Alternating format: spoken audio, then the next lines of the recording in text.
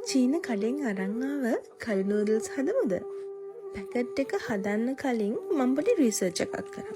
ඇත්තට මොනවද මේ කළු නූඩල්ස්? ඉතින් මං හොයාගත්ත දැනුම ඔයාලත් එක්ක බෙදා ගන්න ගමන් අපි අපේ රසට හරියන විදිහට මේක හදාගමු.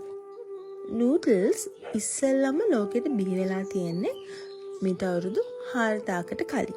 ඒ චීනයේ හැන් පාලන සමයේ.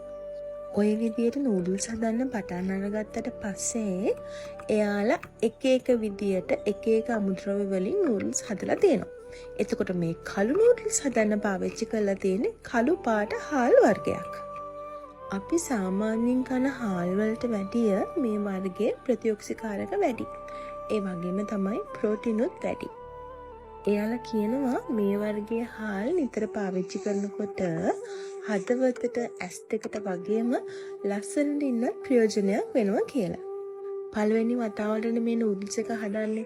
ඇත්තටම ඒ නූඩල්ස් එක හරිම අමුතුයි. නිකන් පණුව වගේ. හැබැයි හරිම ක්වොලිටි. ඒක අර තම්බල අතට අරගෙන ඒක අල්ලනකොට ඒ ක්වොලිටි එක හොඳටම තේරෙනවා.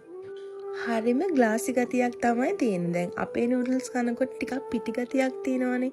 මේක කනකොට නිකන් කටෙන් ලිස්සනවා වගේ. අපේ රසට හදාගත්ත නූඩල්ස් බෝල් එකේ රස විඳින්නයි යන්නේ. ගිහින් එන්න සුබ දවසක්.